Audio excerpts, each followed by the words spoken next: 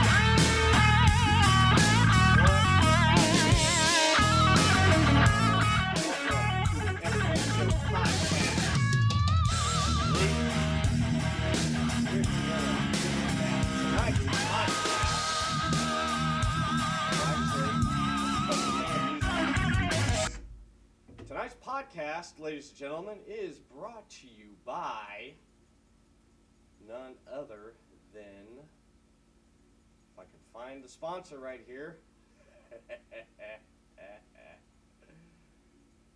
Stroman Towing Company. When you need a vehicle moved or flipped over, Stroman Towing Company is there to help you. Ain't that right? Joining me on the podcast tonight, ladies and gentlemen, is none other than CCE Presents, the voice of the Deland Rock Metal Festival, Chris Carnage. What's up? Hey, fans. How are y'all doing tonight? How are you, Everett? It's great to be back on here. Oh, man, it is. It is great to be back doing another live podcast, man. Always. And you know what? I got to thank our wonderful sponsor, Stroman Towing Company, taking out everybody you wanted to all the time. Exactly, man. Exactly. Stroman Towing Company right there. If you need an ambulance flipped or a truck moved, they can do it right there for you, man. Oh, yeah. Oh, yeah. Oh, yeah, definitely. Well, ladies and gentlemen, tonight on the podcast, this episode of the Everett Lee Show is dedicated to those who kick ass. Me and Chris have a top 5 of ass kickers that we're going to be talking about. Also, we have in the people who kick ass tonight, we have bands that kick ass too. We may have a call-in or two here on the Everett Lee Show podcast, as well as the review for the Raw and SmackDown Live Superstar Shakeup. If you catch last week's episode, you remember McShaft, Chris, and I did our own Superstar Shakeup, and pretty much a few of us were pretty much correct on who was moving where. Ain't that right, Chris? Oh, yeah. I tell you what, there was some surprises, and I felt some left on the table, but honestly, not too bad for what they did. Nah, it was a little bit shooken up, you know, and when I say shaken up, it was shaken up.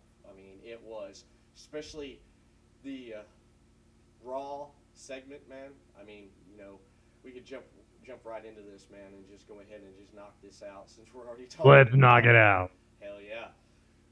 This past Monday, we had Superstar Shakeup. We seen The Miz, Alexa Bliss. Who else? Come on, help me out here, Chris. My mind is going bad. Your mind went bad. Look at you go. How about the fact that Dean Ambrose has come over? Yes. Both came over in this little draft action that we had. You have someone like you said, Alexa Bliss. There's been, who else? Kurt Hawkins. Come on. It's just been ridiculous. But, honestly, there were some nice names that did come over, especially one by the name of Mickie James. Mm-hmm. Yep. Mickie James came over. Alexa Bliss came over, as you said. Kurt Hawkins, Dean Ambrose, with the Intercontinental title, like you called out, man. But let's not forget our fake John Cena. Oh, yes. Fake John Cena and fake Nikki Bella. I know. Those two right there, man. That was such a good segment. Tell me, is The Miz over or what? I tell you what, The Miz is over, and honestly, when it comes to mic skills, I don't feel like there's anybody who can match him right now, except maybe AJ Styles. But even then, I still feel The Miz would win out in a straight up promo battle. Like, honestly, he's come a long way since he came into the industry, and I'm just real happy to see what he's doing. Mm-hmm. I am too. He definitely is someone that has basically improved and come a long way, and they let him be a little bit lenient and loose. And with that being said and done, he has taken off. And last year, he won in Pro Wrestling Illustrated (PWI) Most Improved Wrestler of the Year. Oh, absolutely. But there is one notable name though that we have left out thus far, and that is Bray Wyatt. Oh yeah, Bray Wyatt. Yes. Yeah, you can't forget about him, our former WWE World Heavyweight Champion from SmackDown, now on Raw. Very interested to see who they're going to have him mix it up against. A lot of the rumors have been that he's going to start a feud with Finn Balor, which I think would be highly entertaining. Oh yeah, yeah. If he starts feuding with Finn Balor, I'm actually looking forward to that. And did you hear about the report that Finn Balor apparently got injured thanks to Jinder Mahal with that stiff forearm? He suffered. Oh yeah, and if you've actually seen the video, that forearm, it looked pretty textbook, but just the force, I guess, that he put behind it just caught Finn Balor perfectly. Even when you watch it in slow-mo, you see the force ripple effect go right through Finn Balor's skull. So he's going to be out with a concussion after we just got him back from a shoulder injury. Who knows how long he's going to be out? I haven't seen any official word yet, but we wish him the best and hope for a speedy recovery. I know he just got back, and then he gets injured by Jinder Mahal. And I want to bring this up. You seen what happened with Mojo Rawley on SmackDown last night, man? He seems to have a new best friend. I know, man. I know. It's like it was just ridiculous. It was, It's like this guy. Well, when I heard the show was going to be emanating from Boston, I had a feeling that a Patriot might show up. So, I'm not too overly surprised, but it makes me wonder: is WWE trying to pull more NFL superstars back in or something? Like, are we harping into like 20, 30 years ago? We end up with LT in the ring. Like, come on. I know, man. I know. It's like what was it? Who was supposed to be showing up at WrestleMania, and in which they didn't have their match was Shaq against Big Show. I guess Shaq. Oh, Shaq. Honestly, I think that just came down to the fact that Shaq didn't want to put in the work to get prepared for the match. But honestly, with a guy with the caliber of player that he was in the NBA, he's a Hall of Famer. He has nothing left to prove, so why should he? So honestly, I'm not surprised, but it would have been really exciting for the fans. Yeah, it would have been really, really exciting if Shaq did show up, though, but he didn't. I mean, I guess the Big Show, that was a little bit intimidating there. But Monday Night Raw, man, I mean, we had these people coming over. We had Kurt Angle trying to balance out everything, trying to make matches and stuff. We saw champion versus champion in the main event. We saw Kevin Owens defend We saw the U.S. champion, Kevin Owens, go against the Intercontinental champion, Dean Ambrose. Honestly, answer this. When was the last time you actually seen a champion versus champion match? I tell you what, it's been a long, long time. The last one I can probably remember was Seth Rollins and John Cena. And that was, 2 years ago?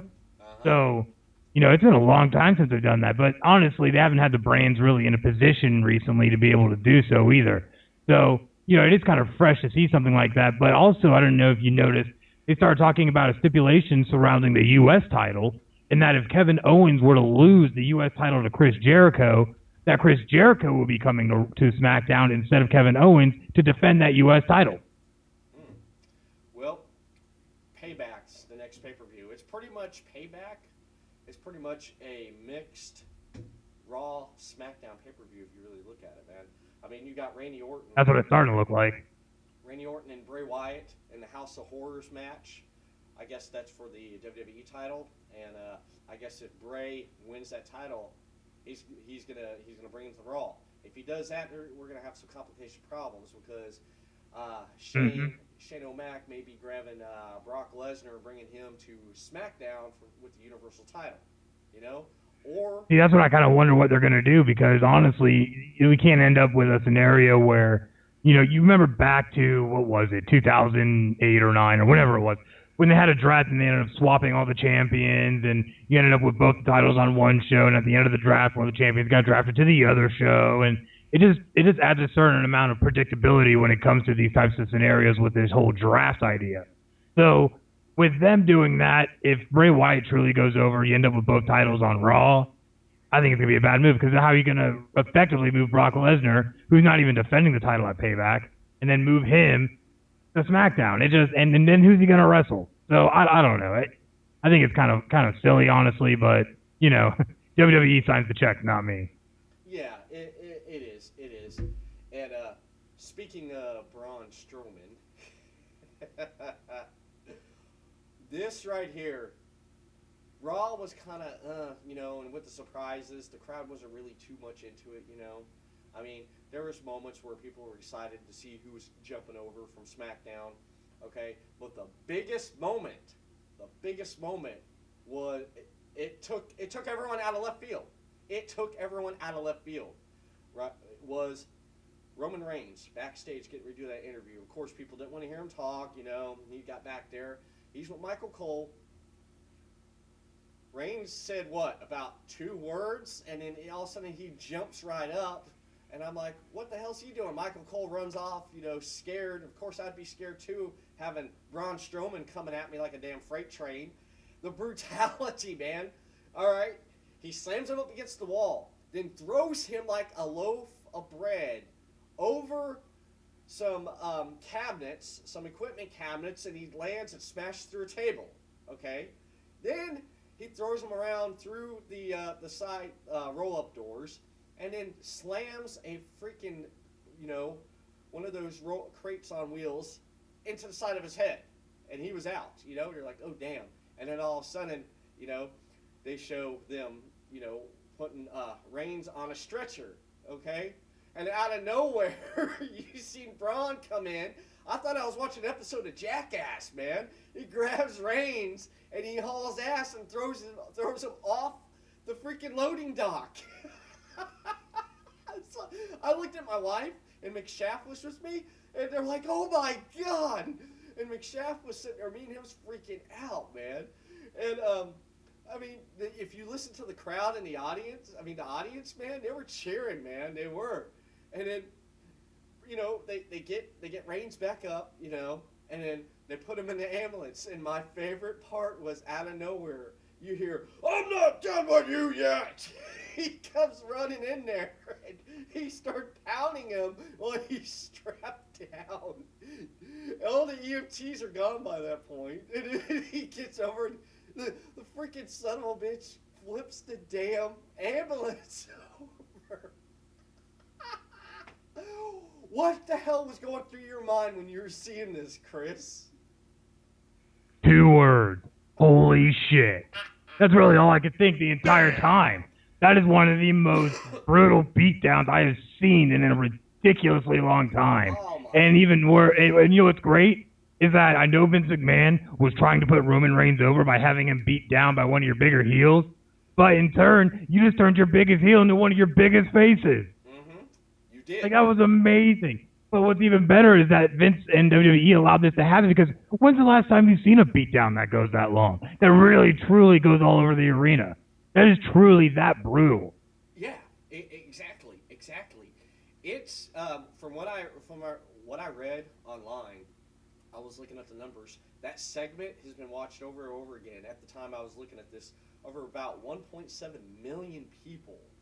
1.7 million people tuned in for that, man. That is just insane, is it not? Oh, absolutely. That spot, I'm not sure exactly how that matches up against the infamous This Is Your Life promo between The Rock and Mankind, but honestly, that has to be one of their biggest draws in a really long time. Excuse me. One thing I do want to bring up, since we're on the topic of Braun Strowman, I sent this out, and I know you read it, and I got your reaction over it. Right here. Basically, we got a fan, a casual, not a core fan, that can't tell the difference between scripted and reality. Apparently, this fan put a petition up wanting to fire Braun Strowman for taking out Roman Reigns and flipping the ambulance on him. If you read the article here, it is ridiculous. This person got about 400 signatures on the petition. 400 idiots signed the petition, even the idiot that started this. Basically, this is what the person said on change.org. Quote, to the WWE, we the WWE Universe are not pleased with Strowman's actions tonight on Raw following his brutal attack on Roman Reigns. Me and a lot of the WWE Universe want Strowman fired effectively immediately. He crossed the line tonight following attacks on Roman, and now Roman is in the hospital with injuries. I don't know if I can make it through this. That is ridiculous. It's crazy when some fans just can't understand that what wrestling pretty much is. It's still real to them, damn it. So, it just gets crazy to me. But you know what? That just shows how well those two athletes were able to put that angle over. People thought that it was legit. It was. That is what you strive for. It was. And then it's like also here, what I'm reading right here. It says if this is what you call entertainment, you failed miserably. I don't care if he goes to SmackDown Live. We want him off Raw or fired from the WWE. I have been a fan of Raw for years, and out of everything that I have seen happen, this was by far the absolute worst.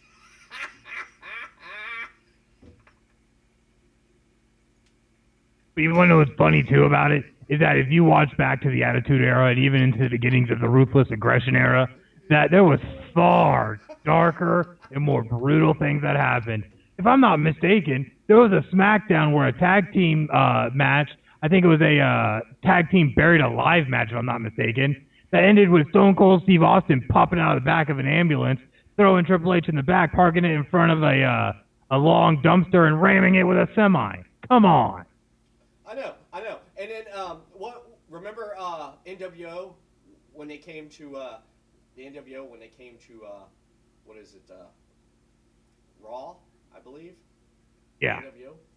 Yeah, that was freaking crazy, man. Remember what they did to The Rock? Semi. Oh yeah. Yeah. That was freaking crazy. That was. For sure, it really was. A lot of people try, and maybe it's just because of the times, and WWE is, to a certain matter of effect, scrubbed certain aspects of their old persona off what fans today would see. And it's just funny because if you just hop on the WWE Network, $9.99 a month, and go into some of that old archives, you're going to find some extremely brutal and even borderline disturbing imagery in a lot of these shows. Bleeding, people don't realize bleeding used to be a normal thing that you would see on Raw or SmackDown all the time. Yeah, it was. Now, you're lucky to even see it at WrestleMania. Mm-hmm. Yeah, you definitely are. And since you're talking about the Attitude Era, you mentioned that. Remember the segment with Stone Cold and Brian Pillman? Remember he broke into his house? There was a gun. Yeah, there was a gun, and then the camera cut off. People thought that was real. I mean, they who was watching or flipped over. I heard there's reports of people calling the police because this guy's getting ready to get attacked and he had a gun. Some people should not have the privilege to watch TV that are idiots that don't know the difference between scripted, and it's just ridiculous. Well, what's funny though is with that particular promo was the fact that there was people that legit called the police for fear of what was happening. Mm-hmm. Yeah. That is so ridiculous to me. What about 2000? Correct me if I'm wrong. 2009, 10, 11. What was it? When was WrestleMania 25? I'm trying to remember. That was back in 2010, right? No, that was 2009. I know. Wait. Randy Orton versus Triple H for the WWE title. Okay. That's right. We're in the story building up to it. That's when they finally Triple H finally came out and said, "Hey, me and Stephanie are married." Now, do you remember the segment where Triple H busted into Randy's house, beat the shit out of him in his living room, and threw his ass out the Totally window? bashed in his front door with a sledgehammer, threw him through his front bay window onto his front lawn. I Dude, know. that was amazing. I know. And then, what was it? You had back Attitude Era, APA, bar fights. You know? Come on. Oh, yeah. Yeah. Good stuff. Yeah. You know, you even want to look a little bit crazier. That used to have a hardcore title. You don't realize how brutal those matches would get. You know what's crazy is I went to a show way back in 2001. Yes, I'm dating myself right now.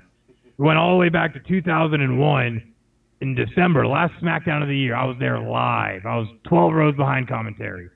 Anyways, one of our matches for the night was The Undertaker as Hardcore Champion versus Tajiri. Undertaker put Tajiri through every single piece of anything that was breakable he could find. He put him through tables. He put him through steel trash cans. I believe he even tried to put him through the announce table. But you don't see that these days. You see maybe a announcer table spot here and there, but that's about the extent of it. Yeah. Yeah, you definitely do. You know, and it just gets me. It does. It's like, it's like they did something that was been done many a times, again and again, and then it's just they go through it. Whoever came up with that and decided that, and Vince gave the okay, man, hats off, man, hats off to them for that. Oh Hats yeah. off. I'm just, I just loved it. It was just it was so great. It was just so great, that segment and stuff. I mean, it was one of, right now it's one of the highest, segments there is, Oh yeah. Love it.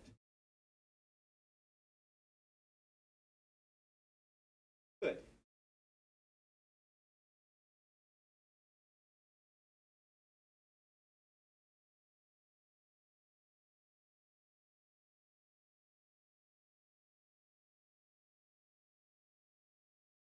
Oh yeah, for sure. And you know what? Since I harken back to 2001, there is a certain promo spot I have to bring up because it literally happened, I believe, a week or so before the SmackDown I went to, and it was the infamous Booker T, Stone Cold Steve Austin grocery store brawl. Yes. Yeah. Probably one of the most infamous segments that they've had on SmackDown. Mm-hmm. And it's great. You don't see stuff like that anymore either. You just see Stone Cold stalking Booker T in a grocery store, whooping his ass up and down the aisles, singing you songs and all kinds of craziness. And it was highly entertaining. But you don't even see that these days. No. Sometimes I look at the product and I wonder, have they lost their touch? Mm-hmm. Have they forgotten how to really tap into these storylines like they used to? Because it seems like nowadays all they do is send you guys out to go have a little promo where you argue with each other for about 5 or 10 minutes and then we're going to have a match in a week. You know what I mean? It doesn't have that oomph like it used to. Or like the time when, I think it was Edge and Cena were feuding. And Edge threw the title belt out into the river. Mm-hmm. What happened to that kind of stuff? I know you don't see that type of stuff anymore. You definitely don't. You just don't. I mean, it really is. But I understand as well that WWE obviously probably feels that they're in a position nowadays where they don't have to push themselves that hard. Because when your main competition is TNA Impact, holy crap, we can't give up a broken gimmick wrestling, and followed up with Ira ROH, so we're still too small to mean anything. You don't. What are you supposed to do? You don't have any competition. Right. Exactly. I mean, just look at the field. I mean, there's TNA. TNA's going downhill. I mean, so many people have jumped ship. It's just ridiculous. It's coming over to WWE right now. I mean, hell, NXT. We got Drew McIntyre. Drew McIntyre's in NXT. Rumors too, like we talked about last week. Adam Cole and Kyle O'Reilly from Ring of Honor's coming to NXT. Coming to WWE. Which that'll be exciting. And in NXT we got what was it? Eric Young. We got Bobby Roode. James Storm. I don't know if you've heard anything on James Storm lately. I haven't heard nothing about him. It's funny. I haven't either. Yeah, I don't know if he's still with them or what's going on. And then Drew McIntyre, who is Drew Gallows over in TNA, now he's over. Now on the main roster, AJ Styles wrestled in TNA at one point. He's over now. Who else? Who is in TNA? Come on. We look at guys like Bobby Roode who have come over from TNA, and now he's real big in NXT champion. You know, and then you have other guys that have come over. It's just ridiculous to me the amount of talent that has seemed to have purged and come over to the WWE product. Mm-hmm. Yeah. You know, guys like AJ Styles. You know, guys like the Hardys. You know, it's just crazy, and I don't think Anthem taking over Impact Wrestling has helped them in the slightest. And now you have this legal battle going on between the Hardys and TNA over the broken gimmick, which WWE has thrown their 2 cents in now and are helping the Hardys legally. Like, it's crazy. It's crazy. TNA doesn't have a leg to stand on anymore. Mm-hmm. Yeah. I mean, they definitely don't. They don't have a hand on anything and stuff. So WWE is the place where these people, they've wrestled. The people you see right now on the main roster in NXT, they've wrestled all over the world. You know, they've wrestled in New Japan, they've wrestled in Ring of Honor, they've wrestled in a lot of independent, promotions across the country and the world. Oh, the independent promotions. You know, you get guys like Samoa Joe, who's worked everything from PWG to ROH to TNA to Japan to everything, and he's wrestled some of the greats. The greats.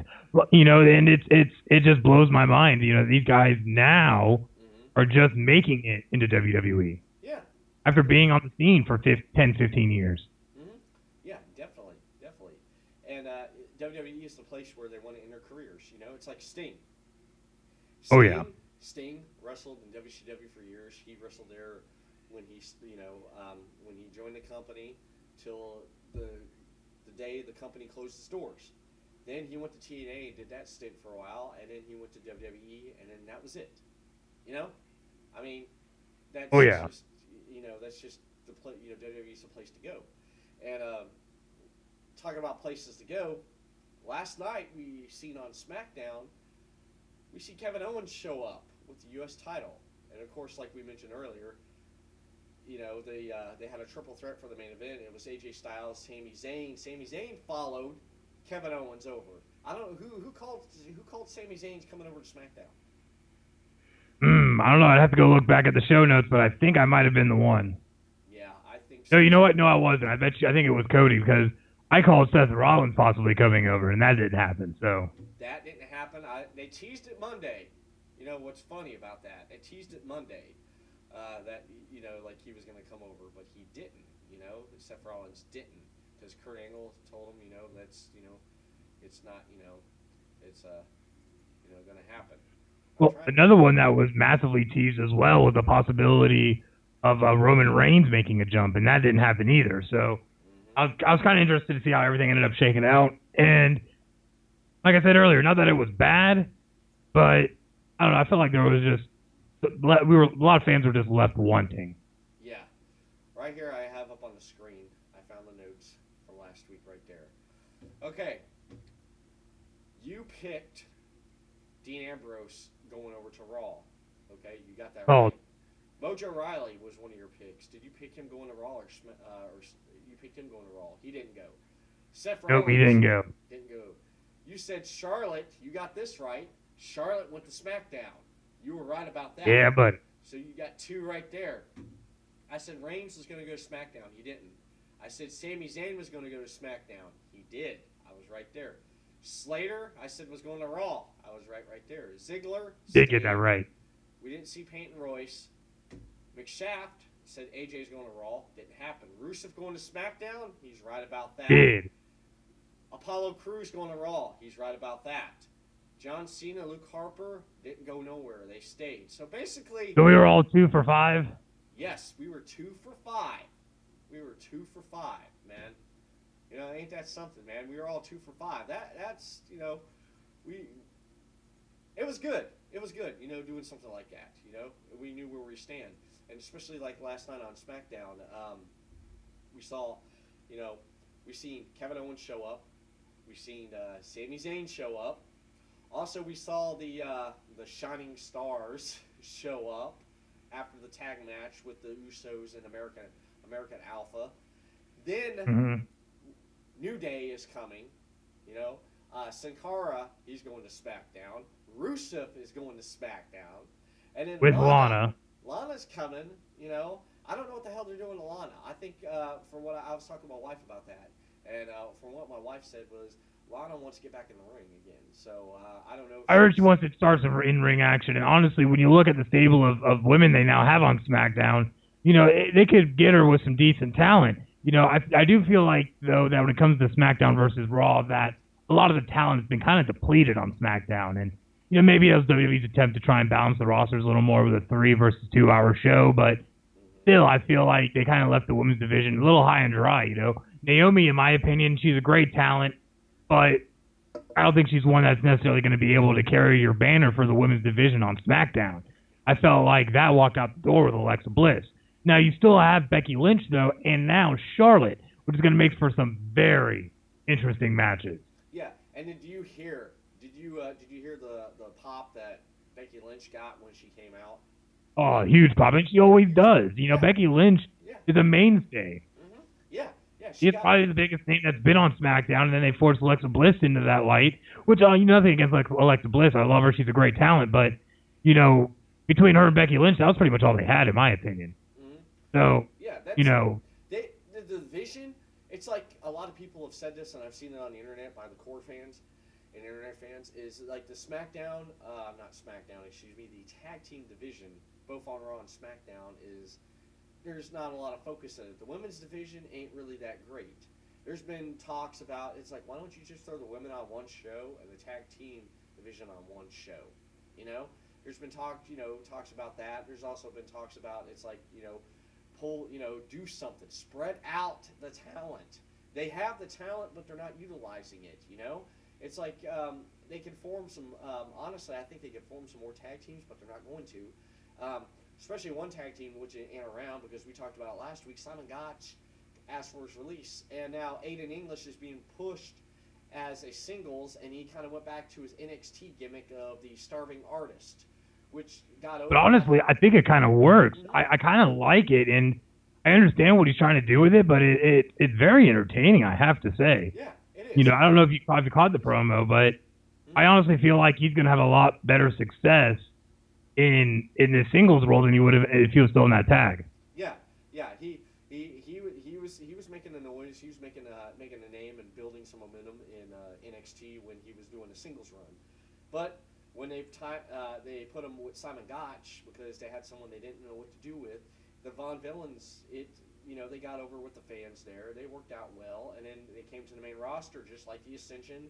They basically just threw him down at the bottom because they didn't know what to do with him, you know. And now Aiden English may have time to shine on a singles run. But, you know, one thing I was glad, Ty Dillinger, he stayed on SmackDown, man.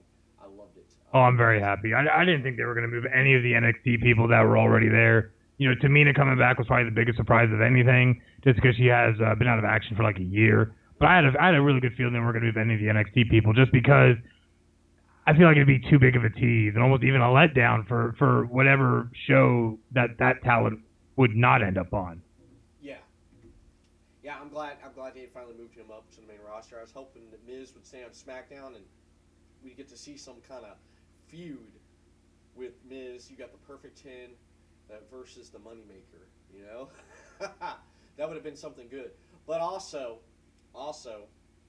Shinsuke Nakamura, I like it when he came out there and that segment with Dolph Ziggler. Dolph Ziggler's like, you need help with something?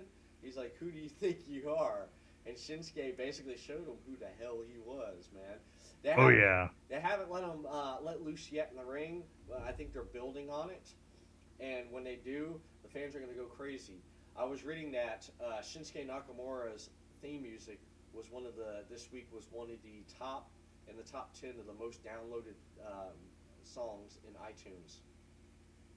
It was, and it's kind of, when you actually look at who they have doing a lot of their music now, especially on the NXT level, they're pumping out some great stuff. So if you remember when Bobby Roode made his debut, the Glorious song, his theme song ended up being in the top 5 downloads for iTunes. Yes. So it just goes to show, you know, they ain't fooling around. And they try to prepare these wrestlers the best they can in every single aspect of character development, fitness, match skill, everything, and to be able to create these great wrestlers that are able to go out and work 300 days out of the year. Yeah, definitely. With AJ Styles becoming number one contender after the wins the U.S. title, how do you feel about that? That you shouldn't be having possibly your greatest, most recent WWE World Heavyweight Champion challenging for the U.S. title. I feel like I can understand if they're just trying to put a bunch of titles and accolades possibly on him, but honestly, it's AJ Styles. He deserves to be champion. He should be your champion. Nothing against Randy Orton. I love Randy Orton, but sorry, bro. You have 13 title runs now, and you've been around, 15 years, almost exact. This ain't a guy that's supposed to be holding titles anymore. He's supposed to be pushing the younger talent. So I feel like AJ Styles should be that guy that's there. Yeah. Sure, he's also been around the industry 15 years, but not in WWE. And he is, in my opinion, the best in the world today. Yeah, and one thing I do got to say is that I think Payback. My prediction. I'm going to throw this out here for Payback. I think Owens is going to keep the title.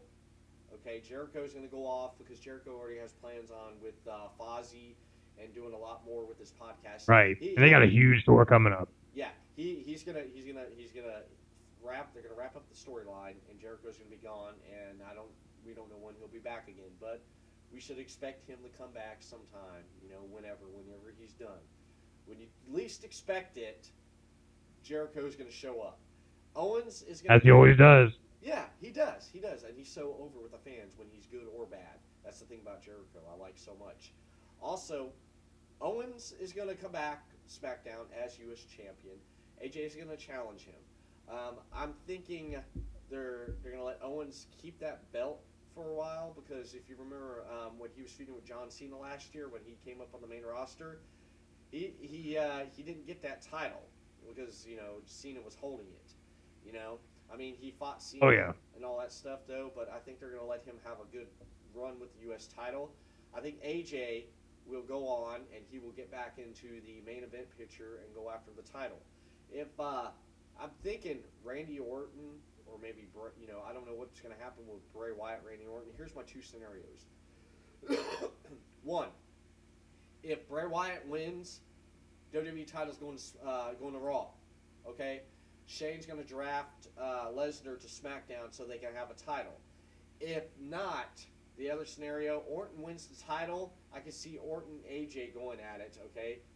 And I can see AJ getting that belt back, okay? And going with a good title run. His opponents, okay, since the shakeup, I would have to say my two people I think would be good at running, at AJ for the title. Baron Corbin would be one of them. Okay, maybe maybe throw in Shinsuke Nakamura. Maybe that's those are my two right there. Actually, I'll go for three. What if Ty Dillinger decides to go after a title shot? You know what I mean? I mean, it's a possibility. And those definitely are three very, very talented gentlemen that could easily possibly hold that title. But what I look at is with Shinsuke Nakamura, he is a very hot commodity. And I feel like what they're going to do first with him is really try to kind of break him in a little to being on the main roster. He's going to have this feud more than likely with Dolph Ziggler. But I have a feeling he's eventually probably going to push for a secondary title before he gets pushed for a main title. So what I see happening is that you're going to have Kevin Owens versus AJ Styles, but I see that whole feud being used as a way to possibly turn AJ Styles back heel fully and to be able to go up and challenge Randy Orton. Because I feel like AJ Styles and Randy Orton have amazing matches. And I have a feeling what it's going to come down to with AJ Styles getting back into that title hunt is him having to go over a Shinsuke Nakamura in a number one contenders match of some type to push up there. So, I feel like Shinsuke will be used in the main event scene, but not quite as a main event title holder yet. Yeah, nice to see Shinsuke, but yeah, that's pretty awesome, man. If you think about it, yeah, that right there is freaking awesome. My biggest fear is that they're going to end up pushing a guy like Shinsuke way too soon and kind of ruin everything he has, because you got to think, once you get that title, what is there left? Mm-hmm. Yeah. You know, I always loved back in the day when they would build talent up properly, and they would build it to where, okay, you're starting off as kind of a jobber, you know, you're kind of learning the ropes and all that, and then you get moved up to a secondary title scene, and you fool around in there for a while, win a couple title reigns, you know, have some great matches, and then you get bumped up in the main event scene, and then after a little while, you become the champion. You know, and that usually ends up being anywhere from a 2 to 4 year process. And you look at guys they did it with, like The Rock, Triple H, Stone Cold, Shawn Michaels, all these Bret Hart, all these greats that were able to win and go through the rungs properly to be able to build that following, to build that character. That way, when they got to the main event scene, they're already a polished product versus, like, say, what they did to Sheamus, who ended up winning it in his first 6 months. Mm-hmm. Exactly. SmackDown and Raw, I think we got... The shakeup wasn't really what I planned, but next month we will get the draft. I don't think it was what anybody planned. Yeah, it wasn't anyone's plan. I heard some things were probably last minute. Bray Wyatt was a last minute thing to put him on Raw. The thing Yes, is, I heard that as well. This week, the shakeup was a lot of what we expected and didn't expect, to a lot of people expecting and not expecting. And the highest rated segment was Braun Strowman. And again, ladies and gentlemen, I like to mention that tonight's podcast is brought to you by Strowman Towing Company. If you need an ambulance flipped or a truck move, call Strowman Towing Company and they will help you out. And also, I want to mention right here, I want to take a minute and mention, you see the strolling text on the bottom of the screen, ladies and gentlemen. You can follow Everett Lee at everetthangout.com, facebook.com/TheEverettLee, and on Twitter, the Everett_Lee. Chris Carnage, you can follow him on the bottom there on, here it comes, facebook.com/Chris Carnage Official. And you can follow Chris on Twitter at Planet Carnage. And also, you can find more Chris Carnage and his merchandise at the website at ccepresents.bigcartel.com. That's right. That. There it is right there on the screen there, ladies and gentlemen. Don't worry, it took me like a week. Also, but you know what, though? Chris Carnage has a small surprise. A lot of people don't realize this. But Chris Carnage is an avid gamer. So, Chris Carnage has a Twitch account now. So if you want to go ahead and follow Chris Carnage, if he likes to play Call of Duty, Battlefield, Madden, and any other sundry games I have like Halo and the like, you can go ahead and go to twitch.tv/Chris Carnage Official and watch me game it up. Awesome. I have a Twitch account I haven't used in a while, but once I start getting on and finding people to play, you know, we're on 2 different systems. You got Xbox, I got a PlayStation 4, and Xbox Master Race. Now you've got. Well, you know. Well, I'm sorry. Did I say that? Can you hear this? I'm afraid I've got some bad news. Did you hear that? Nope. Did you hear that? Nope. Let me try that. Let me try it right now. Here we go. I'm afraid I've got some bad news. You heard that, right? I heard that time. Okay. Yeah. PlayStation, bub. PlayStation. You want to rip into me, don't you? It's okay, because then you'll... You sent me text messages about what was posted up on the YouTube channel this week with me and McShaft. And I'm like, you know, I've been waiting for you, man. You said wait till tonight. So you know what's funny? Here I am. You know what's funny about that? I was going to post a reaction video, and I was honestly going to trash the both of you, but watching it made me so sick, and you can ask Mrs. Carnage. I ended up in the bathroom blowing chunks. It looked like straight diarrhea coming out of my mouth into my toilet. I tell you what, it looked horrible. It smelled horrible. All because I couldn't stomach watching you guys eat those anchovies. I tell you what.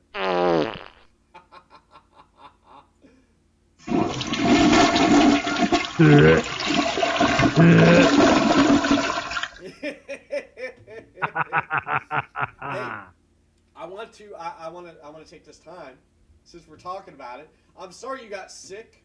No wonder, man. You got sick, man. After seeing that right there, I'm surprised no one else did. If you're viewing this YouTube channel now, I'm going to thank the people tuning in right now on the Everett Lee Show YouTube channel. If I'm still choked up over the anchovies. If you check out the you check out the videos, you can see the video on this channel where me and McShaft eat some anchovies.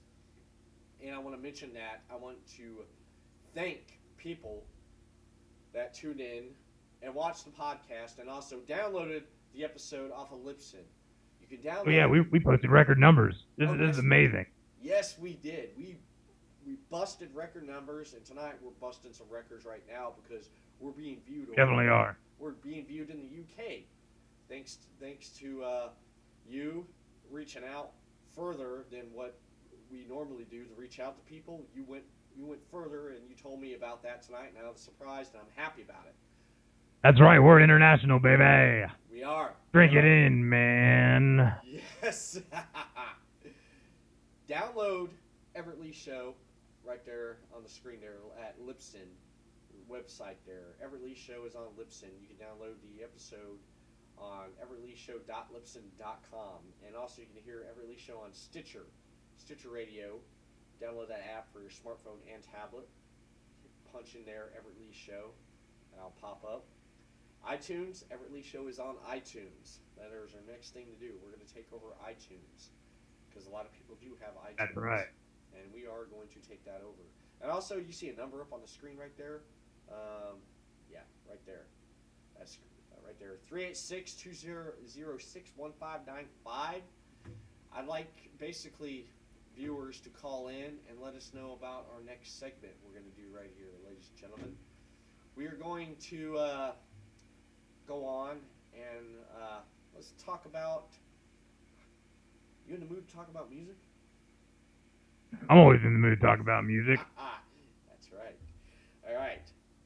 Which bands, since this episode is for people who kick ass, you know, it basically in a way it's like if you think about it, it's dedicated to Braun Strowman for being such one of the greatest ass kickers, you know, that showed up on my TV Monday night. But you know what? Maybe that will get him into getting a job at United Airlines. United Airlines. Damn! Do I have everybody's attention now? maybe you know they'll want to use him on United Airlines, man. If I saw that guy coming and tell me to get out of my seat, I think I'd crawl up in the damn seat, you know, and get the hell away from him. Actually, I'd throw myself. I could. Talk about United Airlines. You see all that? You see all the stuff that's going on about that and everything? It's just ridiculous. It is. People are running with it. You know what's crazy is that, you know, I'm a big fan of memes. You know that. Yeah. But just the amount of amazing memes that have come out of this has honestly warmed my heart. I you know what? I might end up having to share a top 5 United Airlines memes later on the Chris Carnage page because they're just too damn good. I gotta say one of those is my personal favorite. And it was a picture of inside the airline with Darth Vader holding up a Rebel Alliance soldier. And what's great is that the airline soldier said, I have a ticket here for seat 16E, and Vader's like, you just need to pray that I do not alter our agreement further. I tell you, it's just too good. It was just too good. But yeah, there's just been a lot of hoopla over this. Honestly, if for those that follow the stock market, United Airlines tanked nearly $1 billion in worth because of this PR nightmare. And another funny thing I saw is that United Airlines actually did an update for dragging and dropping for their app. Bad timing, United. No way. I just happened to type in on my web browser here, and the first thing I seen, I went to go over to Facebook to pull up that picture that I seen that you were talking about. And what is the first thing I see right here? Look, it's Chris Carnage live on Facebook, man. Well, Chris Carnage is live on Facebook. Yeah, Chris Carnage is live on Whoever Facebook. thought? Yeah. Look. Yeah. It was funny that since you said that, I now have 2 viewers. Send them over to the YouTube channel, man. You know, send some of them. Tell them. Already posted. There you are. There you are, right there on the Facebook page. I can see you. I can see you. That is awesome. Ladies and gentlemen, Chris Carnage is live on Facebook right now, talking to me right now, while I'm on YouTube. If you're viewing YouTube, you can jump over to Facebook Live. You can see Chris Carnage. You know? That's pretty damn awesome, man. That is pretty awesome. Yeah, I logged on there to look at the picture, but... Top bands. What bands kick ass to you? Name off 5 bands that kick ass to you, Mr. Carnage. To me, number 5. Iron Maiden. Iron Maiden, yes. Favorite Iron Super Maiden? heavy, super awesome. Oh, yes. Favorite Iron Maiden album and favorite Iron Maiden song? I don't know if I can go that far right now. All right. What's your There's favorite so Iron much Maiden good song? that comes out of Iron Maiden. It's hard. I have a friend of mine who's actually the lead singer of Soul Mass, Brian Edwards. Shout out to you, sir. Is that he will periodically go and listen through the entire discography and rank the albums for bands. And I remember reading that Iron Maiden, he said, it was one of the hardest just because of how much great material they have. Mm-hmm. So, yeah, Iron Maiden's just one of those ones. I don't think you can rank them. Yeah, I don't think you can. You can actually rank them. Number 4, top kick-ass band. Number 4. Megadeth.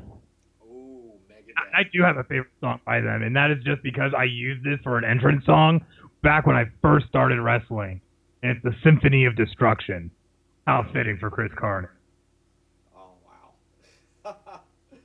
Dude, Symphony of Destruction. I remember I was in middle school when that came out. Dude, that was one of the best freaking songs I ever, like you said, Countdown to Extinction. Oh, such a good album. Yes. That probably would have to be my album pick for them. Them or their album Euthanasia. That was a good one, too. Euthanasia was good. It was a little bit different, but it was still good. It had really good songs on it. Oh, yeah. I would have to say one of my favorite Megadeth songs would be Symphony of Destruction and Hangar 18 from the Rest in Peace. Oh, yeah, Hangar 18. You can't, how did I forget that one? That one's also totally amazing. Hell no.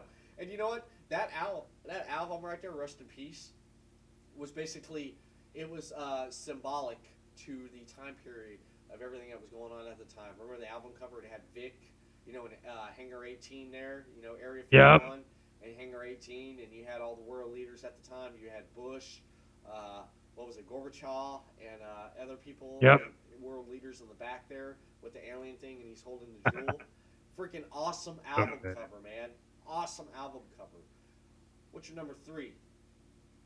Now, a lot of people may or may not agree with me on this, but honestly, it's one of the heaviest things I ever heard, and I actually used 3 of their songs at one point or another in my wrestling career, and that's Death Clock. Ooh, Death Clock. Oh, I used to use the song, out of all their songs, Bloodtrocuted was the one I used the most for my entrances, and if you have not listened to Death Clock, you are living under a damn rock. They are amazing. You need to check out all of their albums. And if you're a fan of Metalocalypse, then you need to go give that a watch too. Yes. You know what's great? Is their drummer actually has a doctorate in percussion. Damn, no way. No freaking Yeah. way. He is PhD in that percussion. I didn't know that. Death Clock, I loved watching Metalocalypse. I thought that was freaking a good show, and it sucks that Adult Swim is not bringing it back. Adult Swim is not going to bring it back because they're... Well, apparently there's like 2 or 3 petitions trying to get it to come back, but I know the creator, I can't remember his name to save my life right now, I know he's been more happy working on the music because the first Death Clock album was, it was good, but it was mainly centered around the show. Yes. But with the subsequent albums, it was a lot more it took a lot more serious tone with the actual writing of the music, and in my opinion, became far better than what it ever could have been, as it being, just centered around the show. Mm-hmm. What would be your number 2? Seven Kingdoms. Now, a lot of people Kingdoms. say, oh, Chris Carnage, you do all this stuff with Seven Kingdoms. They're all your friends and stuff like that. But you know what? That doesn't change the fact that they fucking wail harder than anybody. Excuse my French out there in the internet world, but they are that amazing. And if you have not listened to the new Decennium album, it is literally grade A gold. Seriously, grade A gold. And I love every song on that album. And they're actually about to go on tour here soon. So, if you haven't listened to Seven Kingdoms, definitely go give them a listen. I want to give a shout out, since you're talking to Seven Kingdoms, I want to give a shout out to Seven Kingdoms. Congratulations. Congratulations on your deal and landing on Napalm Records. You gotta be pretty badass to get landed by Napalm, so... Napalm Records, man. Oh my, holy shit, man. When I heard they hit Napalm Records, is that a little bit too soon that they hit Napalm Records to mention that? No, it's already been announced. They just recorded a music video this past weekend. They took over the Napalm Records. I think it was their Instagram account or something of that nature, and their Facebook account. And they're already hard at work, and they've also, I guess, are repressing all of their albums, not just Decennium, but all of them. So you can go back and get, was it Brothers of the Night or Brothers in the Night? I actually have the album sitting over here to the side, and you know what? I'm gonna be a good host. That's right, I'm going and grabbing it. Grab it. I logged out on Facebook here. Let me log back on here because I want to see what you're doing. Well, because if anybody's recently followed the Seven Kingdoms page and watched Camden Cruz's recent video, he talked about subtle changes that they had in the old album versus the new album, and I just happen to be one of those lucky fellows who has one of the old ones. That is awesome. Yeah, Brothers of the Night, and this is when they were fronted by Brian Edwards, now of Soul Mass, and it's a really great album. Give it a listen. I love Brian; he's a good friend, and but this album is amazing. But like I said, they are re-releasing that, so it'll be all marked up with Napalm and all that kind of stuff once you're able to get your hands on it. They're also repressing the self-titled album. They're also doing, obviously they're doing Decennium. They're doing the In the Walls EP, and what's the other one? The Fire Is Mine. So, you can get any of those albums through Napalm now, starting, I think it was May 5th. So it's honestly amazing. Seven Kingdoms is a great band, great following. If you haven't checked them out, definitely do it. Yeah, you definitely do. When I heard Seven Kingdoms landed on Napalm Records, this was my response right here. Yes! Yes! Yes! Yes! Accurate. Yes! Yes! Yes! Yes! Congratulations, Seven Kingdoms. Congratulations on doing that. All the hard work over the years and everything has finally paid off. Congratulations, and I cannot wait to see what you bring to the Napalm record label. Chris, you're number one. My number one, and this honestly should not come as any surprise to anybody who truly knows Chris Carnage. But they've been doing it not just for years, but now for decades, and that is Metallica. Ooh, yes, Metallica. Hell yeah. Metallica. I got a special place in my heart for that band, and you know what? I got to give it to them. We're in 2017. They started way back in the early 1980s. 83, if I'm not mistaken, dropped the first album in 84.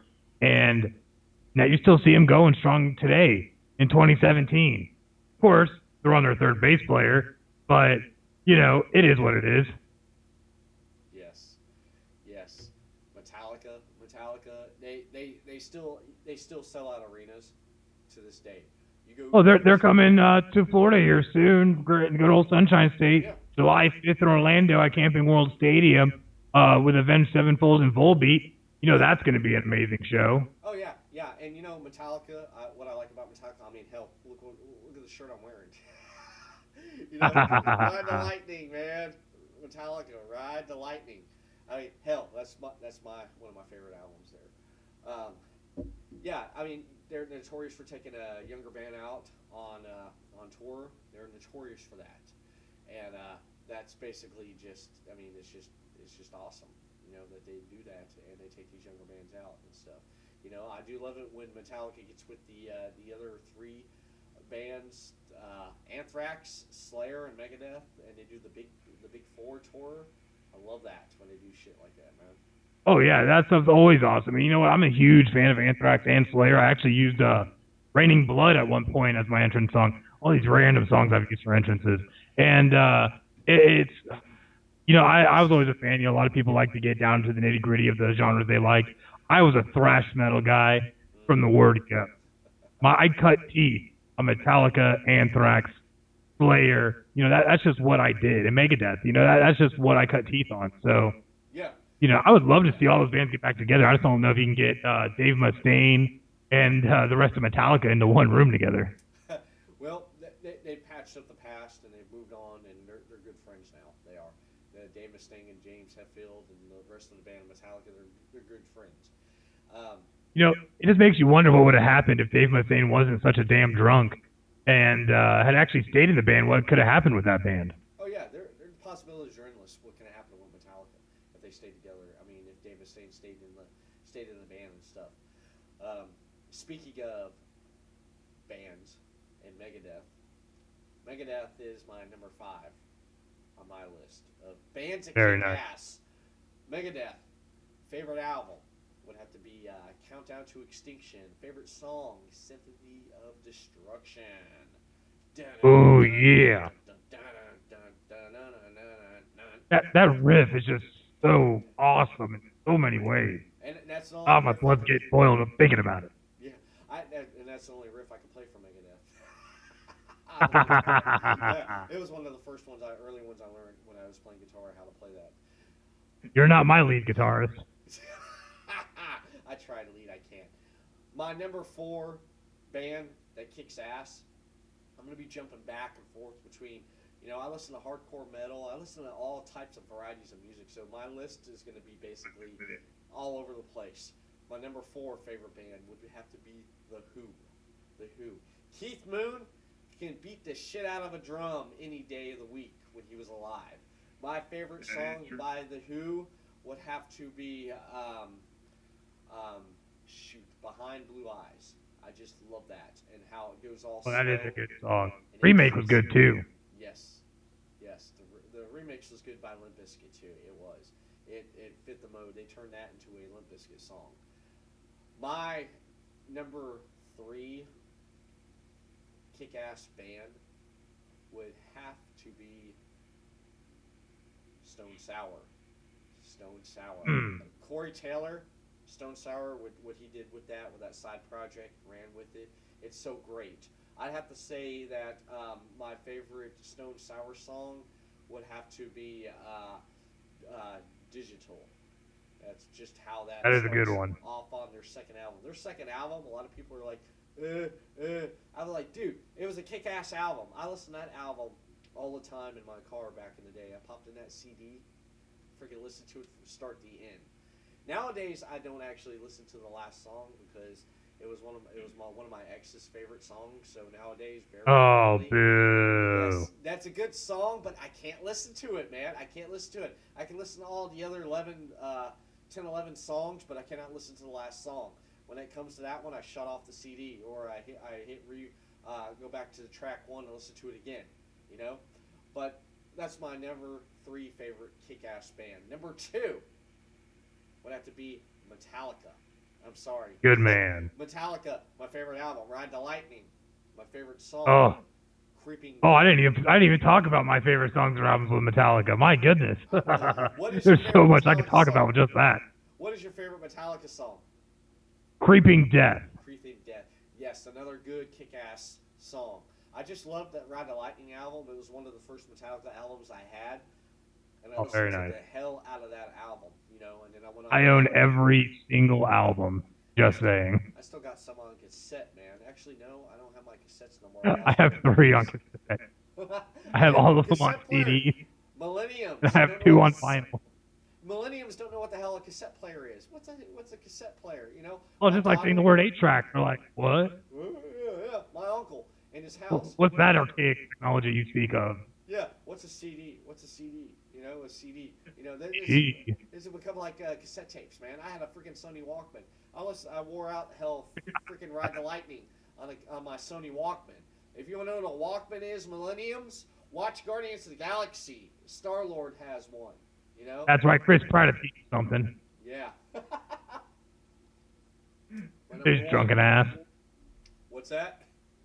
With his drunken ass. You know, I have to comment with Chris Pratt. This is one of the funniest things I ever saw. He does this little video series now of him talking about his snacks. But every single video is him eating his snacks like the day before he's supposed to eat them because he can't control his eating. But it's Chris Pratt, so it's hilarious. But even better is he had a video one time that he put out that was teaching people about acting, and he was teaching it while drunk on Fireball. Oh, shit. He was getting the girl to keep giving him Fireball, and then he would plug Fireball in the video. You could tell he is clearly drunk. Yeah. All aboard the Midtown classic Chris Express Pratt. to hell. Another great Chris in our world today. Yes. My number one band would have to be Slipknot. Nice. I actually really like Slipknot, and they probably would came as my next top 5. You know, they have a lot of really good albums, a lot of really good songs. I remember actually back in high school, I was taking a trip up before my senior year. I was going to a football camp up in Georgia, and this is 2005. So Slipknot had just dropped their new album. What was it called? It was only Duality. Yes. I think it was called Duality. Yeah, Duality. Oh, it was Subliminal Verses, wasn't it? Volume 3, Subliminal Verses. I can't remember now. Anyway, Yeah. it was a great so, album. Yeah, Volume 3. Volume 3. Subliminal Verses. That was their third album they put out there. Yeah, and it had that all black CD. Yeah, I listened literally that all the way from Central Florida all the way to Central Georgia. Listened to the whole album probably 3 times on the whole car ride. Wow. Dedication. Wow. But no, in high school I just really tapped into Slipknot a lot. I love Slipknot. They're such a great band. Yeah. And that's why it's crazy to see Corey Taylor go off and with Soul Mass and be able to be successful. It just shows how it doesn't matter. That man is just talent. Yeah, he's talented. You got to read his biography. You have to read his books. The 7 Deadly Sins, I bought that when it came out. Actually, my wife got it for me because she knew I wanted it one year for Christmas, and she bought that for me. It's such a damn good read. I have his 3rd book. I didn't buy his 2nd book about the ghost stories, but I have his 3rd book, and where he basically, the whole book, he goes on a rant. No one's safe. He talks about people driving. He talks about people just being stupidity, fashion. He calls everybody out. I've read half of that book, and I'll tell you what, I was glad I was sitting on the can when I was reading it because I basically shit a brick with basically him letting loose on everything. And the reason why I say Slipknot is my favorite number 1 band is because what I went through last year with being in 2016, with losing my son and losing my mother-in-law. If it wasn't for Slipknot and Corey Taylor, I would have lost my damn mind. They got that aggression out for me, and I think if I ever see Corey I know that Taylor, feeling. he's one guy I'd love to get on this show here and just pick his brain. He is one guy. Oh, that'd be amazing. Yes, get him on the Everly show and pick that guy's brain because I would personally thank you. You're witness to this here. I would thank him for getting me through that tough time in 2016, what I went through. Because if it wasn't for him and what he did and he does, I don't know where I'd be at today. And I would love to thank him for that. I would tell him that on this show if he ever came on. But Slipknot's my number 1 favorite band. Chris, this episode is freaking kicking ass. And we need to continue to kick ass. Okay? Callers, We got a number up there, 386-206-1595. Call in and let us know what your favorite kick-ass band is. And you Oh, yeah, call definitely. in for this next segment here. This top 5. We have a top 5, ladies and gentlemen. Top 5. I'm ready for this one. Yes. Of people who kick ass. Chris, start it off, man. Who's your number 5 ass kicker? My number 5 ass kicker has to be the one, the only Mike Tyson. Oh, yeah. That's a good one, man. That's a good Yeah, one. baby. Yeah. He bit a damn ear off. He's so serious. Oh, yes, he did. Yes, he did. And he knocked out, what's his name from The Hangover, man. Oh, yeah. And, While singing it just out of nowhere. He took a punch from Mike Tyson. yeah, and he took it, man. He took it. I mean, you know, it was a 2-punch fight. You know, he got hit in the face and he hit the ground. You know, that was a good 2-punch fight there. Oh, yeah. Tyson also, I got to add to that. Basically, he stepped toe to toe in the ring with Stone Cold Steve Austin. Oh, yeah. And he did. It's dangerous to get in the rattlesnake yard. Yep. He stepped in the ring with Stone Cold Steve Austin. He went toe to toe with you. And remember the promo, man. He's like, right now, you may be the toughest fighter in the boxing world, but son, you stepped in the ring with Stone Cold Steve Austin. You're looking in the eyes of the world's toughest son of a bitch. Oh, that was such a great promo. And at that time, too, WWE was really trying to battle with WCW to try and get those ratings. And, you know, I remember watching with an interview with Eric Bischoff being like, you know, when I saw that they brought out Mike Tyson, I was like, holy shit, they mean business. Mm-hmm. Yep. Hell yeah. Number 4. Who's your number 4? For me, it'd have to be the one that floats like a butterfly but stings like a bee, Muhammad Ali. Hell yeah. Let me get a super kick for that.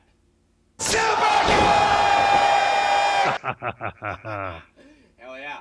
Yeah. He was basically... What was so great about Muhammad Ali is he was a guy that could really... He could talk with the best of them, but what was better is that he could turn around and back it up. Yeah, he did. Rumble in the Jungle, George Foreman, man. Rope-a-dope. He wore his ass out, and then when he saw George couldn't go on anymore, he took him out and won the heavyweight championship, you know, doing that, you know. Rope-a-dope, man. He took him off those ropes and bounced him. It was like the first time. No one, you know, he was the first one to think about it. He basically, a lot of people got mad over that match, you know, over that boxing match, just because he went rope-a-dope there. And while he was going rope-a-dope, man, you know, people were booing and stuff. And as soon as Carlin was like, you know, George Foreman, excuse me, not Carlin, Foreman, George Carlin. I'll say, where are you going with it? Seeing George Carlin fight, that'd be a hell of a show.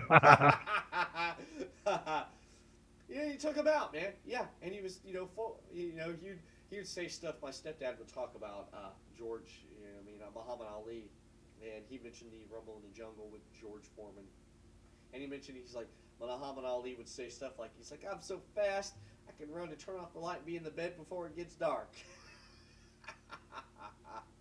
Stuff like that, man. You know, it's legendary. Oh yeah. Yeah, legendary.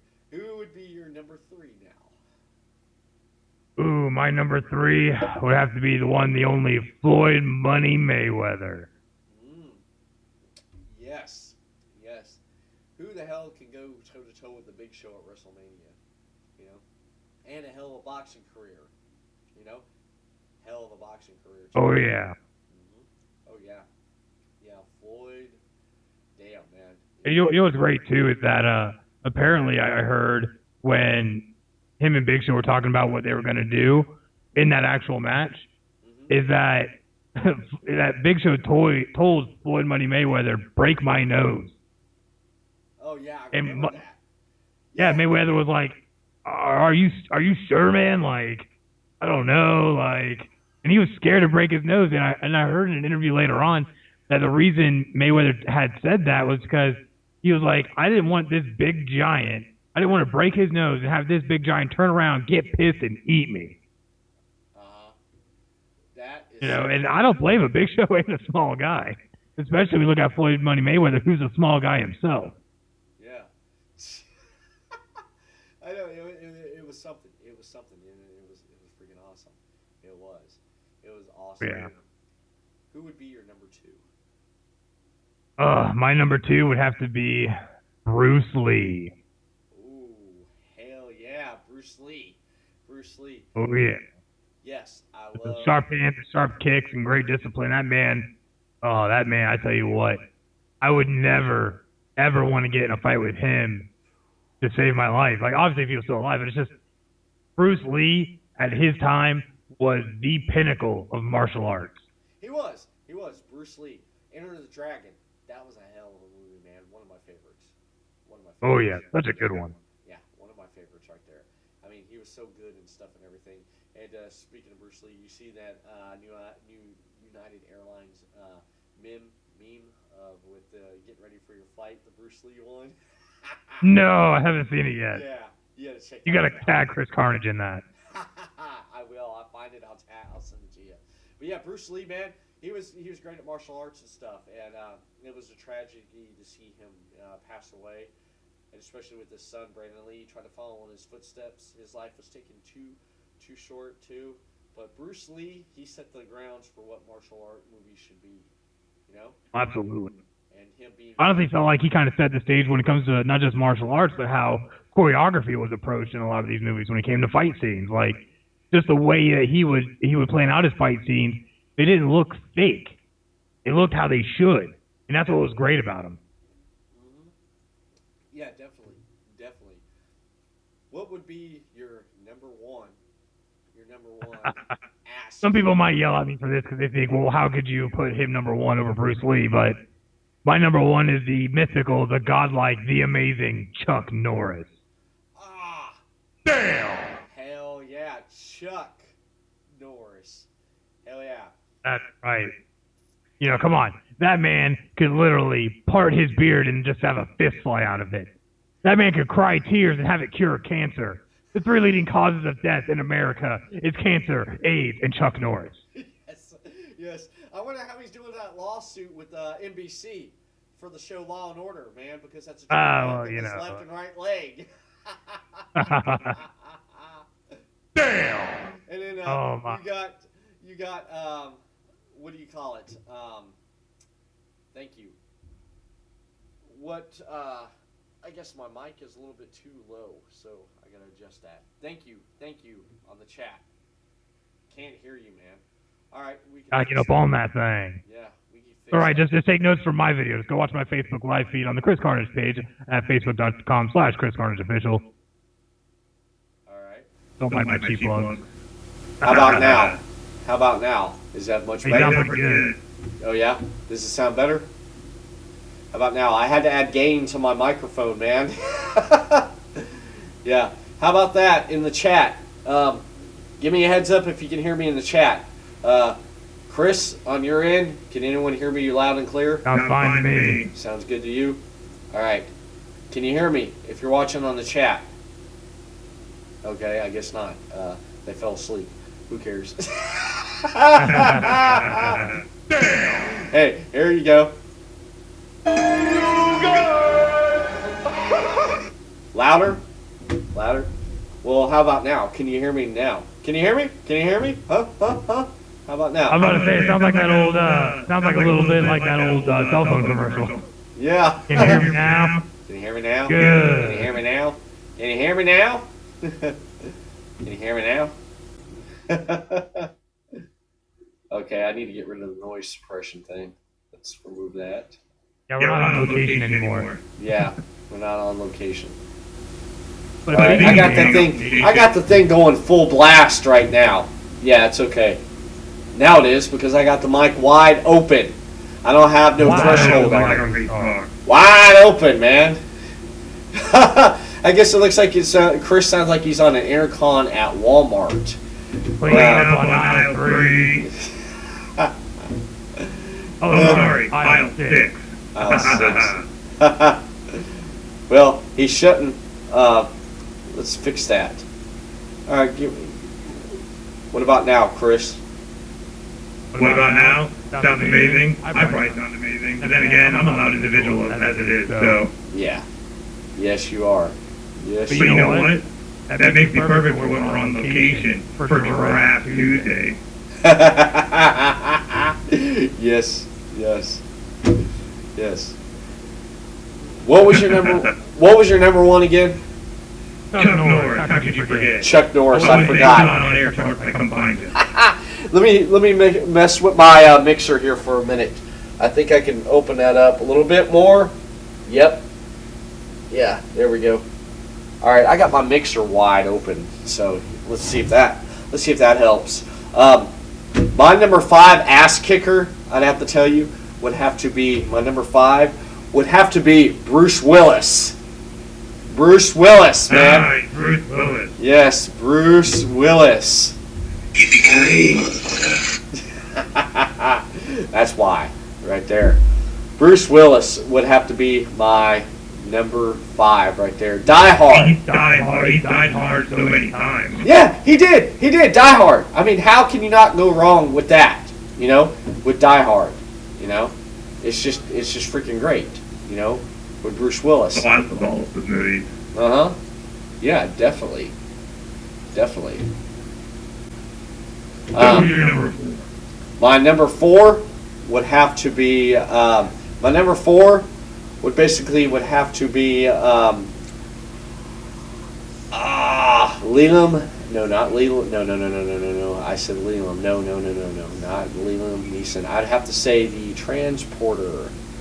What the hell is his name? You're talking about Jason Statham. Jason Statham. Yes, talk about the Transporter. Yeah, that right there. I like that. That right there. It was freaking great. You know, with him being like just kick ass. You know. Sure. Oh yeah, definitely. He definitely kicked ass. Definitely did, without a doubt. You know, Jason Statham ass in the Transporter, and I liked him on the Expendables. You know.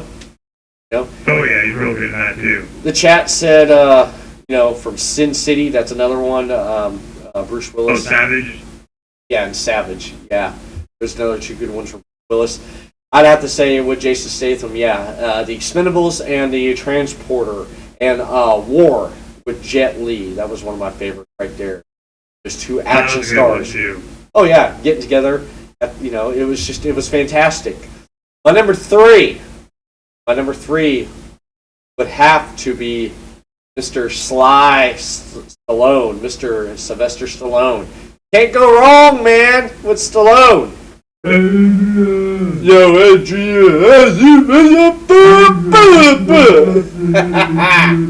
yes. Yo, Rocky, man. You can't go wrong with Rocky. Rocky's a good-hearted story. You can't go wrong with that. Now, one movie a lot of people forget about, I'd have to say, Chris, is a movie he did in the 80s called Cobra. It was one of my favorites. Oh, yeah. Yes. Talk about throwback. Yes, remember he was in the grocery store and he came in there. I love that car he drove. I forgot what year and what model that car was. No, I gotta remember to tell you. Save my life. Oh yeah, that car was it was kick ass. And then he'd freaking Stallone, I mean, come in there, you know, and he took out the bad guys. They're like, "Who are you, man?" And he's like, "Oh, virus." Boom, you know. That was just a great line. My favorite line. You're the virus. I'm the cure. You know, just a good movie, good story too. Especially at the end when he's fighting that gang that abducted women and stuff and everything, and that freaking factory and shit, and how he killed the guy at the end. Remember, he threw his ass up on a freaking meat hook. Oh yeah, put it right on that. Oh my god, man, it was freaking awesome. You know, that Stallone would have to be my number 3 for kick ass. Number 2, yeah, Liam Neeson, man. That guy surprised me, man. He went from Dark Man to freaking basically training Obi-Wan and running and basically in charge of the A-Team. And also... I think they call that big dick mythic status. Yeah. And basically, you don't want to take his daughter because you know what? He will hunt you down. He will find you. He will kill you. You know? Kill you deader than dead. Like PDA, Dick Nightmares. Who's that? That's why we just had a D-Mac join us. Who's that? Good old D-Mac. Oh, what's up, man? What's up? What's up? How you doing tonight? No, not much, man. Just talking about people who kick ass on this episode, man. Who is your favorite ass kicker? The legend himself, what's his name? The keto champion. Seagal.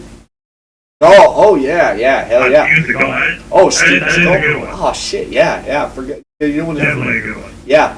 Under I didn't Siege. check it out, but Under Siege. There's only one guy who could take out Tommy Lee Jones and Gary Busey in one movie. That's Steven Seagal. that is true. Or if it broke out along the way.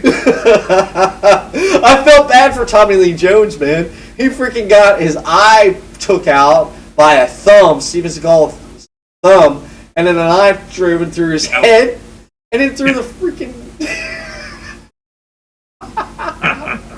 You can't go wrong with that, man. And you know what? And he was just a cook.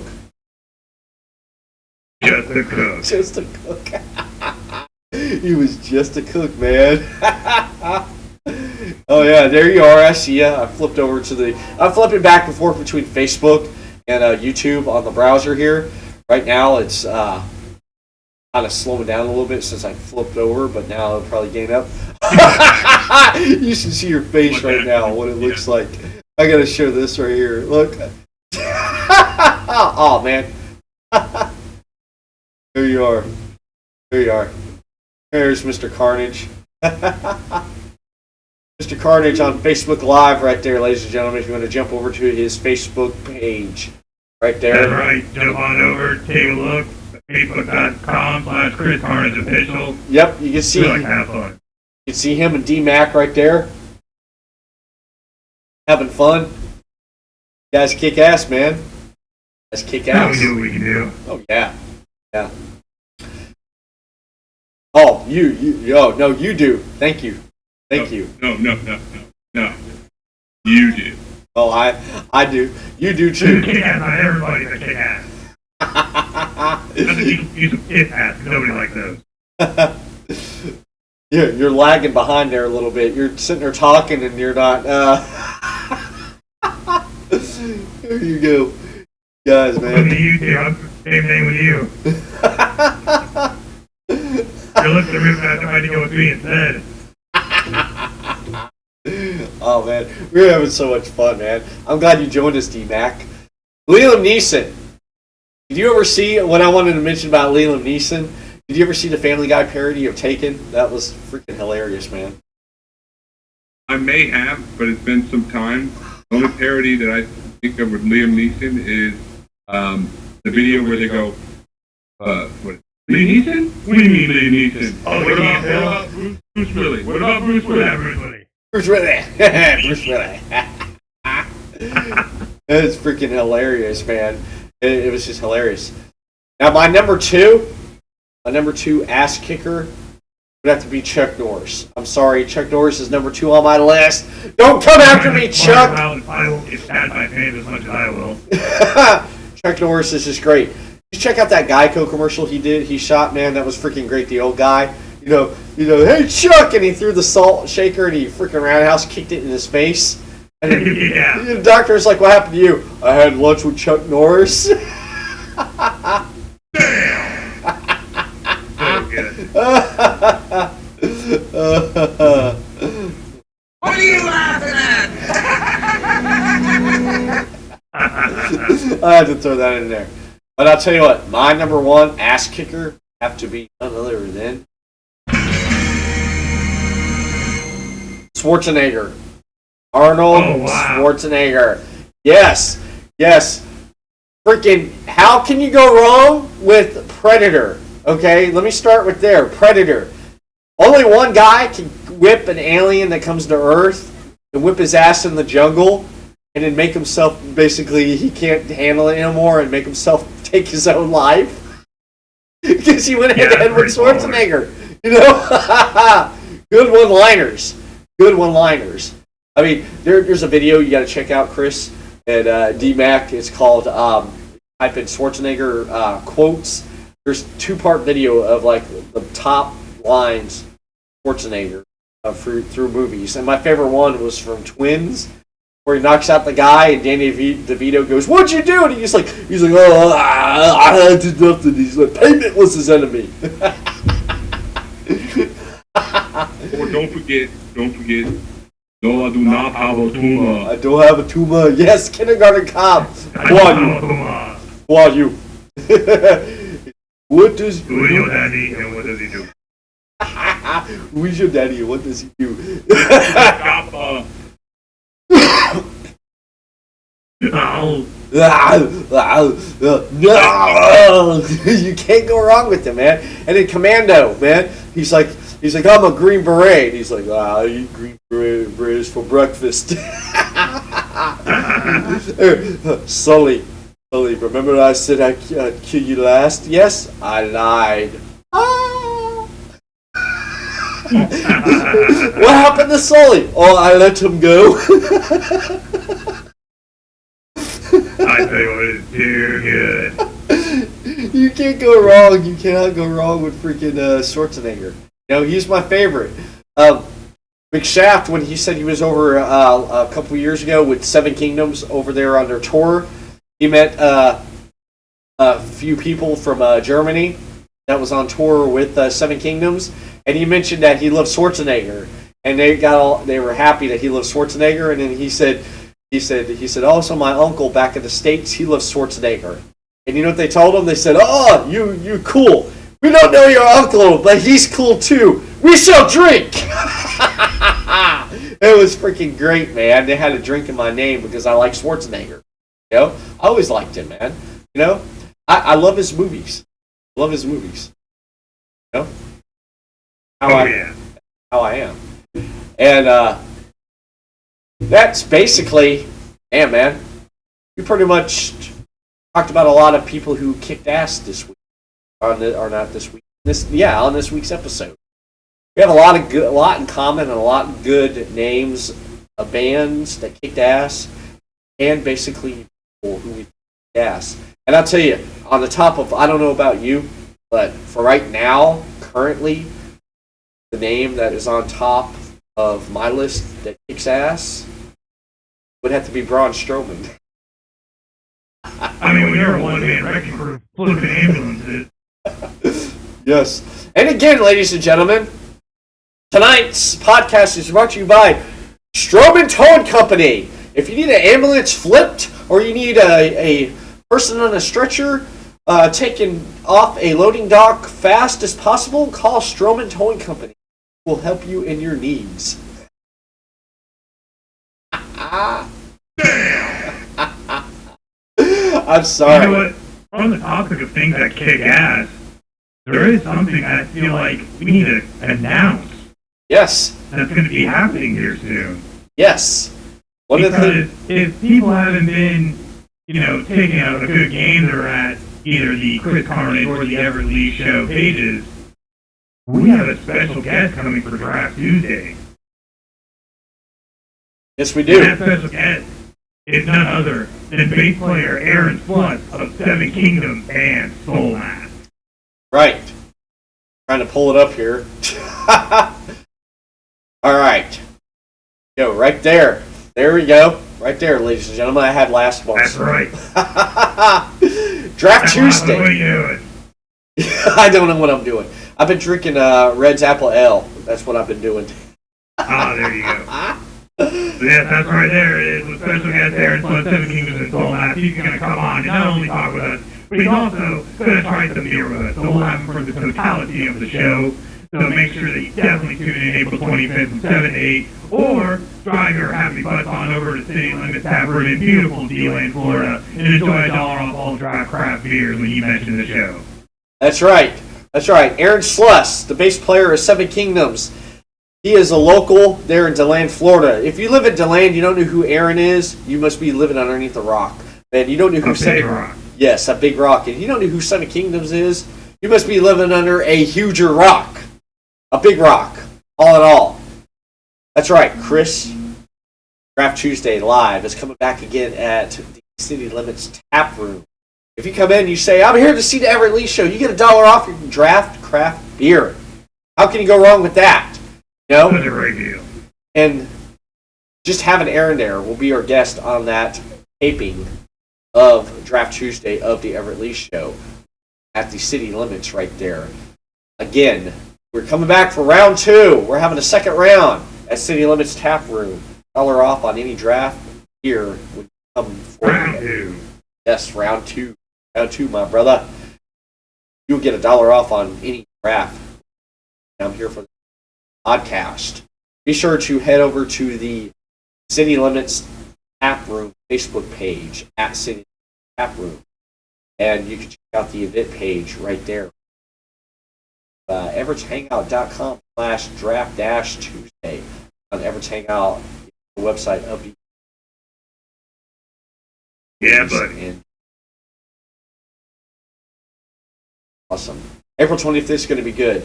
Here in the next month, though, Carnage, Everett, a lot of things. And, A lot of things. A lot of surprises.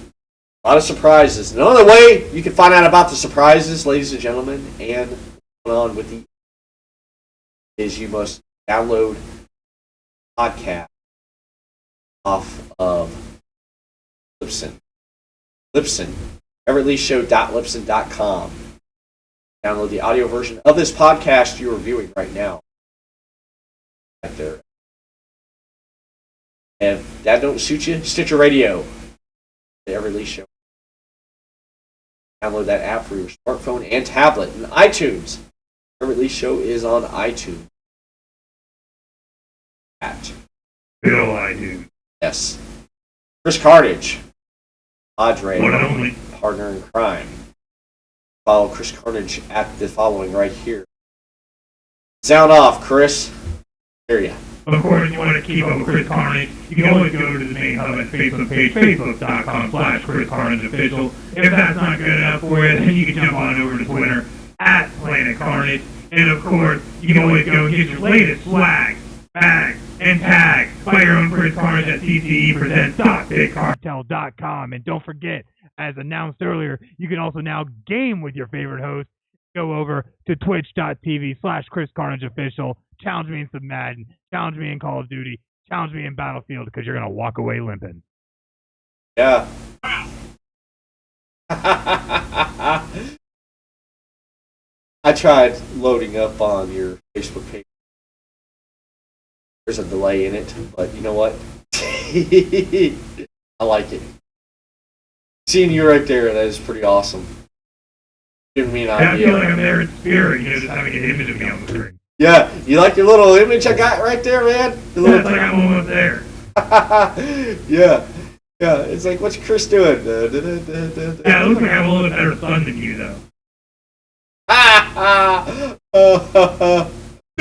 Oh, man. You know what's funny about this picture? I'm going to let the fans in on a little backstory surrounding this particular picture. Uh-huh. Me and Kevin Cruz of CCE Presents went down and took this picture to go ahead and do promotional work for the new t-shirt as you see that I'm wearing in this picture. But what was great is that the 5 days leading up to this, I was sicker than a dog. I had been puking and crapping and all that. So this is literally a picture we took 5 days, which was the first time I was able to get out of bed. Damn. So, first time I got out of bed in 5 days, I go and do a photo shoot. Damn. What's the name of that band that the lead singer basically recorded his whole album with a 101 temperature fever? You know what I'm talking about? Did you ever hear about that? No, I didn't hear about that one. Yeah, I forget the band. I think it was Rick Shaft mentions it, the metal band. I think it's called. I'm gonna probably get shot for saying it wrong. Is it Amira Moore? It is. Or Deicide, lead singer, basically went in the studio, recorded the album, sang it, but they freaking got it done, and that album turned out to be like one of the best-selling albums. Isn't that crazy? That's awesome. That is awesome. That is awesome. Because I seen some memes pop up a while back ago, years ago, like with Mr. Bieber. Oh, sorry, I gotta cancel tonight's concert. I have a cold. And they had him on it. He's like, damn, son, I just went in and recorded an album with 101 temperature.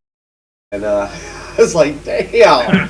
And I looked it up. Yeah, he did. He went in the studio and he recorded the album. You know, he was freaking just, you know, yeah. That's just nuts. It is. We see all these kind of athletes that do this stuff sick. I remember one time, this is way back in the heyday of Chris Carnage, before Chris Carnage was Chris Carnage. I used to do competitive weightlifting. And we had a lifter that won the state championship and won by the combined weight of 50 pounds while running a fever, having a cold, whole nine. Still not lifting everybody and won the gold. Damn. That is crazy. He's a badass. He's Ukrainian, so you know. He should have been on your top list of ass kickers. You know, I probably should have put him up there, because I tell you what, I would never wrestle him. You should have, you should have threw his ass up there. You should have threw his ass up there. Damn. That is awesome. That is awesome. Well, Chris, that's it. We pretty much covered everything we're going to talk about tonight. Hey, we did it in under 2 hours. Yes, we did. Yes, we did. Hell yeah.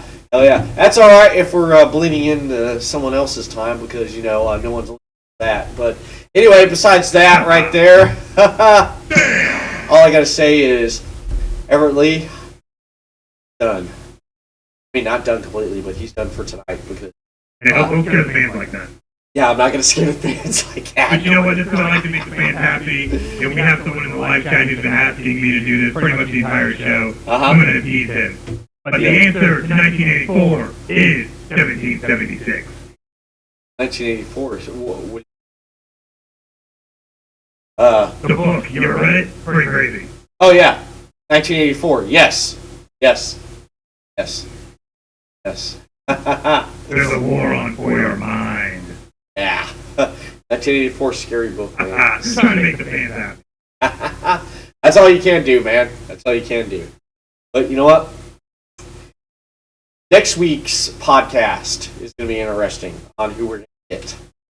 You never know who's going to show up on the Everett. And we're going to keep that a surprise if we have someone that will be stopping in. What? If someone does stop in and does call in, watch and find.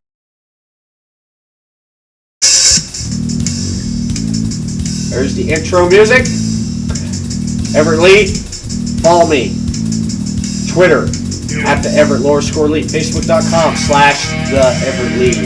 Hit that like button. YouTube, hit the subscribe button on YouTube and hit that like button for this video and this podcast tonight. Follow Chris Carnage at ccepresents.bigcartel.com for merchandise. Facebook.com/Chris Carnage Official.